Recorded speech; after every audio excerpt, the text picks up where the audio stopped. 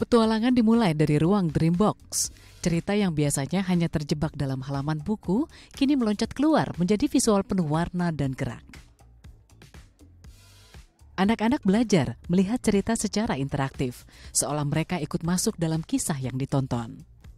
Ada pula 2 layar digital interaktif, yaitu layar yang menyuguhkan informasi terkait sejumlah gubernur yang pernah menjabat di Jakarta.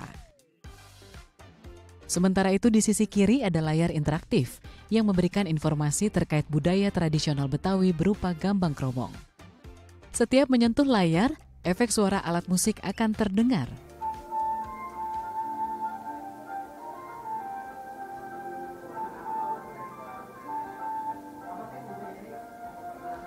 Kita akan masuk ke ruangan yang mengajak untuk bermain di Smart Wall Interaktif, di mana setiap sentuhan membuka informasi baru, belajar mengalir tanpa paksa.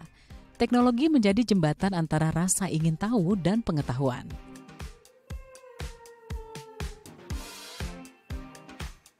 Masih menyuguhkan layar interaktif seru berupa komik yang menarik dan teknologi perabaan dengan fitur sejumlah tokoh DNA pahlawan Indonesia.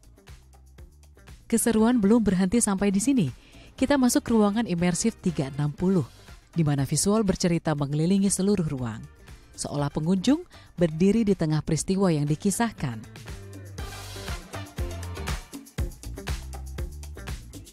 Suara, gambar, dan suasana mengajak seluruh indera untuk terlibat. Ada suasana salju, hutan, hingga kedalaman laut. Pengunjung juga diajak bermain game, menangkap ikan, dan serangga.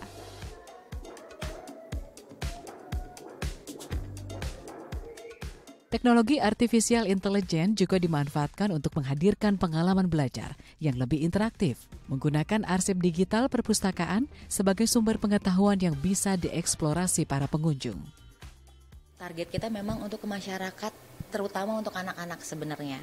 Karena kan di sini kita ada fasilitas, ada 4 ruangan.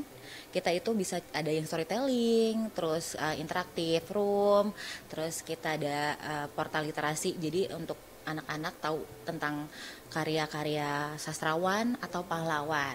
Terus ada juga ruangan 360, itu biasa anak-anak bisa bersentuhan aja dan ada gamesnya juga. Jadi untuk pemikatnya sebenarnya daya tariknya itu untuk anak-anak sih.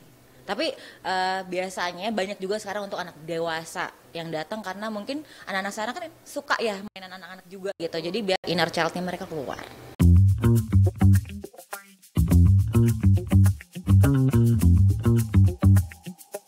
Kita lanjut ke ruangan terakhir dan menarik, ruangan yang paling digemari anak-anak, yaitu Game Center.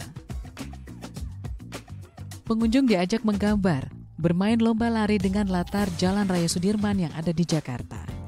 Dan yang tak kalah menarik, yang mencuri perhatian, yaitu balapan beca. Tentu ini menjadi keseruan tersendiri dan menarik latar yang digunakan kembali merealisasikan jalan di Jakarta. Sejumlah pengunjung mengaku senang bisa merasakan pengalaman baru menikmati ruang digital di Perpustakaan Jakarta. Ini pertama kalinya saya mengajak si kecil ke imersif ya, karena menarik dan pengalaman yang baru buat si kecil gitu. Seru sih Kak, soalnya kita bisa belajar juga kan.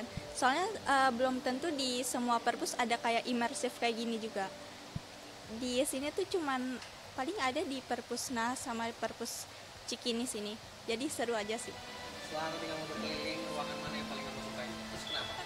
Ruangan yang ketiga sih, karena dia banyak gamenya juga. Jadi kita bisa main-main gitu. Layanan imersif di Perpustakaan Jakarta ini dapat diakses secara gratis. Pengunjung cukup melakukan registrasi terlebih dahulu melalui aplikasi atau platform yang telah disediakan. Tim Liputan, The ITV.